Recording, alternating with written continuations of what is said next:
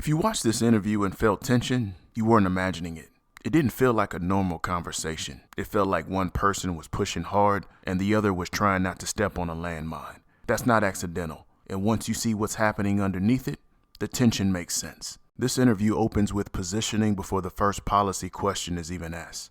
Carlson frames the trip as tense, confrontational, even risky. He sets the stage as someone entering hostile terrain.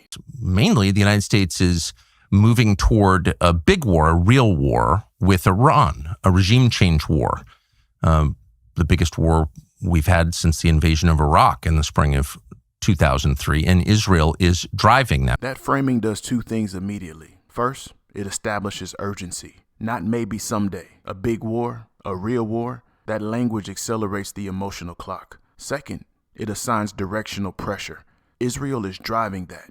Before Huckabee even speaks, responsibility has been attached. Now consider the dynamic. Tucker is not interviewing just any independent media figure. He's interviewing the U.S. ambassador to Israel. That means Huckabee cannot simply speculate or speak casually. He carries institutional responsibility into every answer.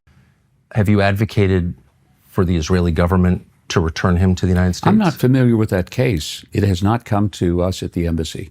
So I'm not aware. Is this the person in Nevada? That is correct. Okay, I in heard Clark about County, it. I would imagine so. Yeah, I heard about it, but I heard about it through open source media. It was never something that was presented to us, but I would have no problem with him being extradited back to the U.S. You're the president's and our country's representative in the state of Israel, so I think it would fall to you to advocate with your friend, the prime minister, to say, wait a second, we have a very close relationship. We're obviously the single largest source of outside funding for this country. How can you take an accused child molester and shield him from American justice, send him back to the United States? Have you ever had that conversation? No, because the prime minister would not be the proper person that may be in right. Israel. Pardon my ignorance. But that would deal with an extradition. It would go through their court system.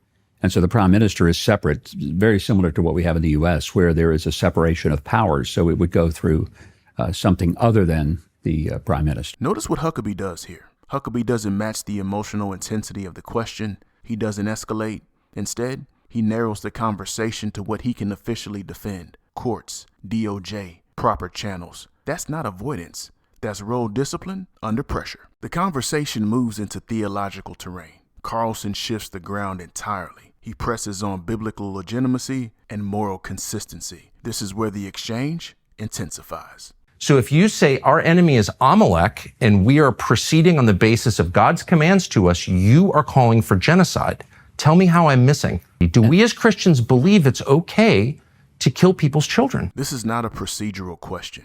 It is a moral challenge framed through Christian ethics. And when morality enters the room, answers are no longer about policy mechanics. They're about consistency. That's when the tension spikes, because the stakes shift from strategy to conscience. Watch Huckabee's response closely. He doesn't stay in a theological debate. He shifts the frame.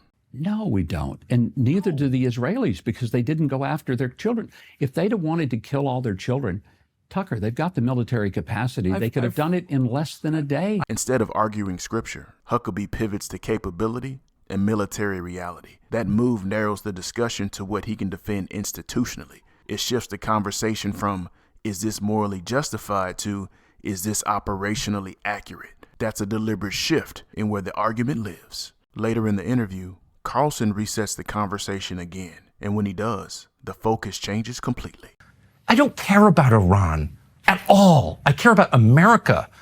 And if blowing up Iran makes my country richer and safer, I'm for it. And if it doesn't, I'm totally opposed. It's that simple. That statement recenters the entire exchange. Now the moral frame becomes national interest. The conversation is no longer about alliance or theology. It becomes about priority. There's a reason it sometimes feels like they're not answering each other directly. That's because they're not operating from the same objective. Carlson is testing moral clarity and national priority. Huckabee is protecting diplomatic responsibility as a sitting ambassador. When two people answer from different objectives, the exchange feels circular, even when both are being precise. Throughout the interview, one pattern remains consistent. Carlson applies pressure by raising moral and national stakes. Huckabee absorbs that pressure and responds within institutional boundaries. That's why the conversation feels tense. They're not operating from the same role. One is probing aggressively, the other is guarding responsibility. Political interviews often feel chaotic on the surface,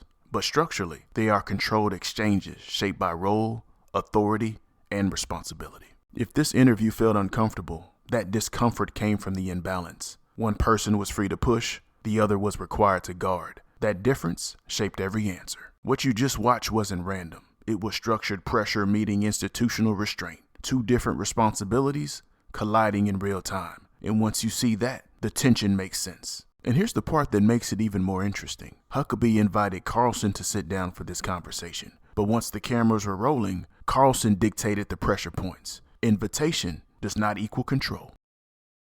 This is Press Room Breakdown, where we slow the room down and study how the message gets made.